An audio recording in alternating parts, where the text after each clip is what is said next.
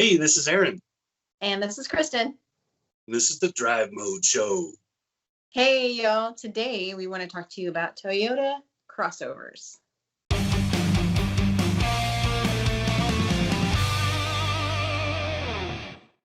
And specifically the traditional ones. So about the Highlander and the RAV4, which we've both driven recently, and we have a lot to talk about. So, Aaron, let's start with the RAV4 because you've had that recently, and you've got some definite opinions on what you thought of it and the value. Yes. So both the Highlander and the RAV4 were totally revamped for, I believe, the 2020 model year, and the RAV4 specifically was made. They were focused on electrification. So there is a RAV4 Prime, which is a plug-in, and then there's a RAV4 Hybrid, which we've had before. And I drove both of those, and I really like the improvements that have been made. It's much roomier inside. It feels more spacious because of the way they did windows and the way they did the tumble home isn't quite as sharp and a few other things. So that it just feels more open on the inside. And the cargo space is very large, which has been a RAV4 thing almost from the beginning. So it's just a nicely done vehicle all the way around. Remember when the RAV4 came out? It was like 1986, I think, and it had this real curvy, kind of cute shape, and I thought, oh, that's a fun car. And I remember being disappointed because it had no off-road credibility. But the idea of a compact crossover was brand new. That was the first one, and people, most of us at that time, we hadn't wrapped our heads around the idea that you could make an SUV that wasn't an SUV, that wasn't basically a truck. And so that was a really new thing. And it was not just a tiny-fied 4Runner. It wasn't like a Suzuki Samurai knockoff. It was a new thing. It was a pretty new thing at the time. And it's evolved a lot since then. And now it's much more competitive in today's market, and it's, in fact, as I recall, it's the top selling in the segment. If it's not, it's back and forth between that one and the Honda CR-V, and it's a very, very good vehicle. And this new rendition, like I said, is just much roomier and nice to look at. It's not as goofy. Toyota tried to get all jiggy with it a few years ago. They started kind of just shoving Prius parts onto other vehicles, so they were like bulging here and sticking out over there. It didn't look great. They kind of toned that down a little bit. The lines are much better. Yeah, it's a good looking crossover, and I know I just did a story about it for CarMax, and it's one of the top, if not the top selling used crossover hybrid. And yes, as we've talked about probably several times now, Toyota and Lexus know hybrids very well, and they know how to make them so smooth. You can't even tell you're driving a hybrid, but the torque is good, and also the range is fantastic. And Toyota was an innovator. They weren't the first ones, and they weren't necessarily the first ones to even think of it, but they were the first ones to really mass market the idea of a all-wheel drive hybrid, where the all-wheel drive, it has no physical connection. So on the RAV4, which was, I believe, the first one to do it, they have the hybrid system up front. So it's front-wheel drive with the hybrid powertrain, engine, transmission, and motors, actually. And then on the rear axle is a third motor that propels that rear axle. And all there is an electrical connection. There is no driveline. And that was like hugely game-changing in terms of how people were thinking about all-wheel drive, and not because they were the ones that thought of it, but because they were the ones who mass marketed. Sort of like Ford, Henry Ford, he didn't think of the assembly line, he just made it. He's the one who made it. Yeah, and in the RAV4, they also have now the TRD Pro version off-road version, and it's very capable. It's like a little mountain goat. It's surprisingly capable with an amazing amount of clearance, considering, and just smartly designed for who it's for. So, you know, if you're going to Moab and you're going to do the Jeep Safari or whatever, that's not the vehicle for you. But if you're a normal person, 99% of buyers out there who are going to go off-road, it's more than enough, because you're probably, your version of off-road is not, say, my version of off-road. But it will get you just about everywhere you want to go. You'll get to that lake, you'll get to that cabin, you'll get to that ski resort, whatever you're looking for. Yeah, I'd say for a couple or a small family, you know, maybe 1 or 2 children, you could easily go on a little weekend camping trip with that and take it on dirt roads and be very comfortable that you're not going to have a problem getting it in and out. Exactly. Speaking of those kind of interior ergonomics, let's talk about the Highlander, which is the bigger of the two and has the optional third rows. It has a third row that's kid friendly. That's a wonderful redesign there. It's always been really family ergonomic to start with, and now it's just phenomenal. And it has to be, because that segment is extremely competitive right now. And Toyota had to bring an A game, and they definitely did. So the Highlander, you drove it first. You did a video with Harvey Briggs in the Highlander Hybrid. Harvey is one of our favorite people, and he's such a great expert on cars. So it was fun to drive with him. I think we drove the Hybrid, and we also drove at least one of the other. What did you say? I said, just don't bring up politics with him. Okay.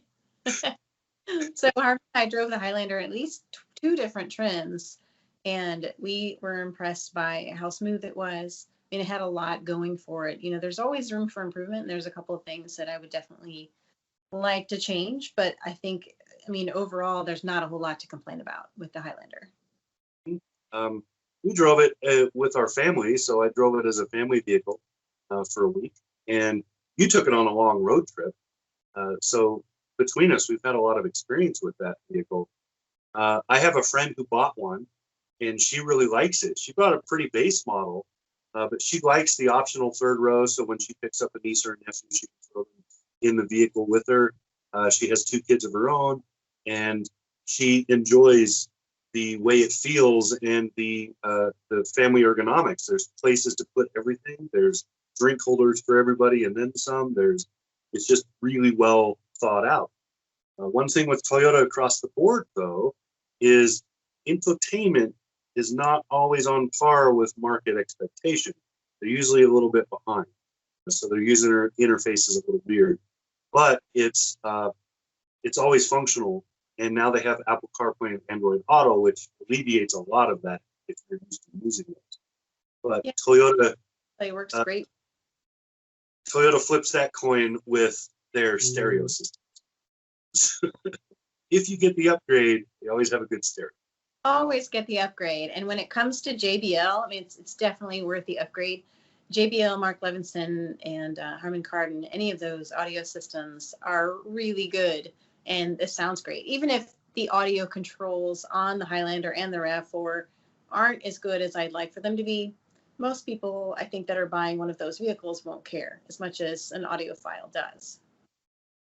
And with Toyota, you don't have complicated things you'll find in a lot of luxury vehicles like gesture controls and other stuff, which for me are a big annoyance. I was trying to do a video in a BMW the other day, and it kept turning the stereo on or turning it up or changing it because I was making hand movements, and it's interpreting that as turn the radio up. You mean you talk with your hands? My hands. Yeah, you know, we took our Highlander, we got the XSE model, and we quarantined hardcore for 2 weeks, drove it all the way to Florida, which is like 1,300 miles, to Fort Myers, visited my parents for Christmas, and we had our son in the back, and then we had the other second row seat folded down, so there's tons of room for cargo. We brought the whole big box of Christmas presents and everything else that we needed. The only thing that I didn't care for was the front seats. The angle of the seat was like an airplane seat. You know how those kind of, they push your head forward. And for somebody with a neck and back injury, that was hard on me. You know, I think that the seats themselves were very comfortable. They hold on to you. They really have a lot of good support. But that headrest, boy, I'd like to see some kind of alternate for that. It's meant for whiplash control, but it forces you to put the seat further back in order to compensate for that headrest being this way, so that you're sitting like this with your head slightly forward because of the seat back. I did not like that, but I noticed that it wasn't nearly as bad in the RAV4, especially the Prime. The RAV4 Prime is interesting because it's different than all the other vehicles. If you've been in the Prius Prime, you'll understand what I'm meaning, because the Prius Prime, looking at it and sitting in it, it's a very different vehicle than the other Prius models, and it's the same with the RAV4 Prime. Wonderful plug-in, but they really went overboard trying to make it look like high technology, with lots of whites and I don't know, Steve Jobs references in the design and stuff, and it kind of went overboard to me. I think that a vehicle like that would sell better if it just looks like every other vehicle, except you're getting 80 odd miles a gallon, while everybody else is lucky to get 40.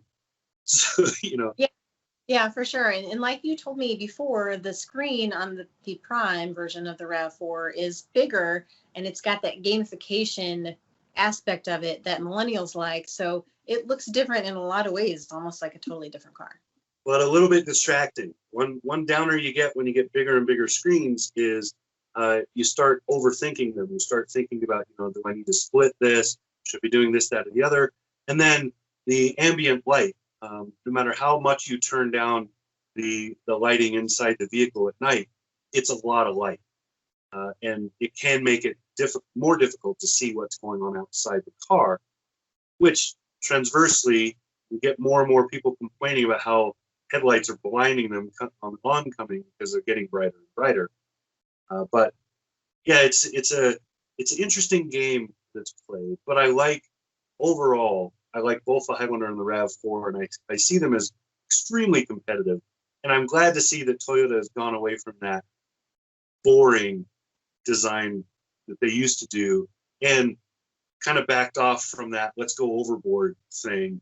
And they've found a nice middle ground where their designs are really good looking without being all, trying to kill you with how cool they are. Both of the designs are very good. They're very streamlined. We know Toyota sells well because the reliability numbers are very good.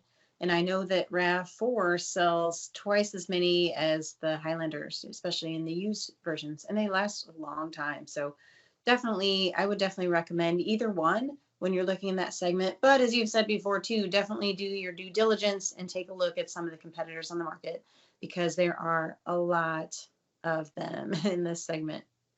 It's a very, very competitive segment, and everybody in it is bringing an A game. We both really like the Mazda models. We both really like the Subarus. We both really like. There are a lot of really good choices in that segment. There are a couple of fumbles, but for the most part, everybody's bringing an A game, and there's a lot to look at, and it's well worth shopping because you might find something that fits you in particular better. But as far as a really good starting point, Toyota is probably it. I agree. And the last thing I have to ask for Toyota is please put the USB-C ports in the Highlander. It didn't have it in the XSE model, and that would be a welcome addition for road trips, as well as the 3-prong outlet. Other than that, that's all I have about them, and I think we covered all the high points. I think so. So there you go. That was our take on the Highlander and RAV4 for these new generation. I'll just say 2021. How's that? I think it's 2020 on whatever. So this has been Aaron. And this is Kristin. This is the Drive Mode Show. Thanks for watching. I kind of croaked that one out. Sorry.